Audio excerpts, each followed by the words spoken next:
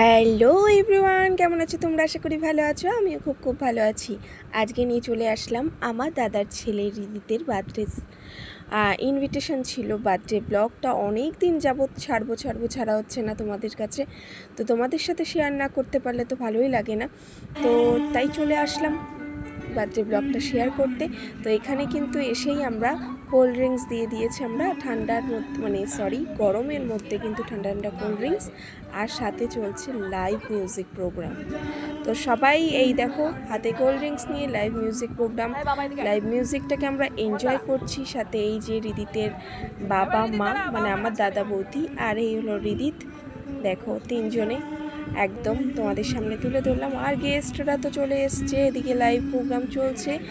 এবার আস্তে আস্তে আসছে, যেহেতু তখন ঠিক বাজে সন্ধ্যে 7টা কি 7:30 এরকম। তো এখানে মিউজিক সিস্টেমের সবাই চলে এসছে, আরও কিছু লোক আসবে, তাই তোমাদের সাথে একটু শেয়ার করছি। কেমন লাগছে ভিডিওটা আর ব্লগটা কেমন লাগলো অবশ্যই কমেন্ট করে জানাবে। তো অনেক দিন যাবতই এডিট করব করে করা হচ্ছে না।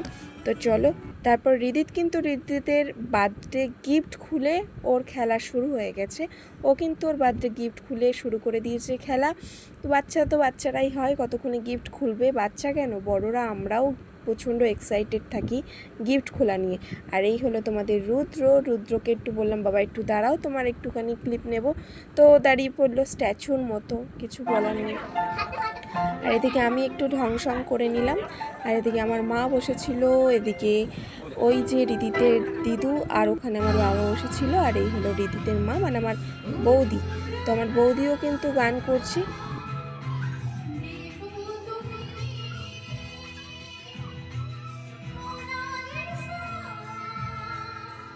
চলো, তারপর কিন্তু বার্থডে কেক আনা হয়ে গেছে। চলো কেকটা কাটিং করতে হবে। তো সবাই কিন্তু আমরা রেডি। আর বার্থডে কেকটা কীরকম হয়েছে অবশ্যই কমেন্ট করে জানাবে। আমার তো খুব সুন্দর লেগেছে বার্থডে কেকটা।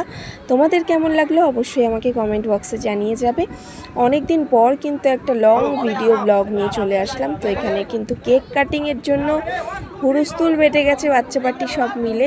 তো কেক কাটিং হচ্ছে, তো তোমরাও এনজয় করো, আমি এনজয় করি। কেকটা এত অপূর্ব দেখতে হয়েছে, দারুণ সেই রকম, কিন্তু খেতেও অপূর্ব ছিল।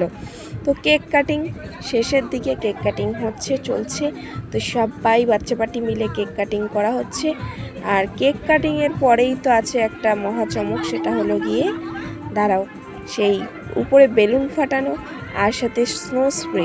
ওই যে রেডি স্নো স্প্রে কিন্তু রেডি, সবাই হামলা হবে এইবার। দেখতে থাকো কিভাবে হামলা হয়। তো এই দেখো হামলা হয়ে গেছে। আমি তো পালিয়েছি আস্তে আস্তে করে, তারপরেও পালাতে পারিনি। আর এদিকে আমাদের রিদিত সোনাও কিন্তু একটু গান করছে, সেটাও শুনে নাও তোমরা।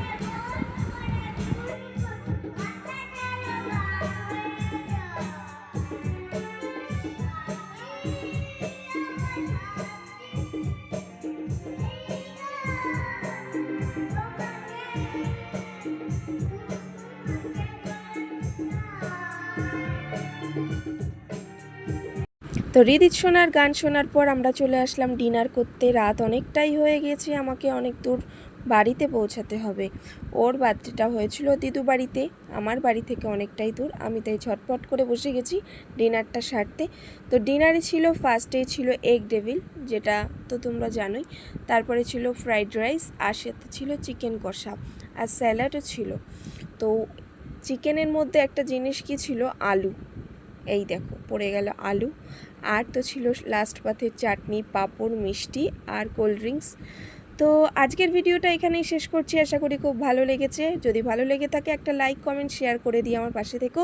আমার এইরকম ভিডিও যদি তোমরা আবারও দেখতে চাও অবশ্যই আমার চ্যানেলটিকে ফলো করে রেখো, আমার সাথে থেকো, পাশে থেকো। তো আজকের মতো টাটা সবাইকে, ভালো থেকো, সুস্থ থেকো সবাই।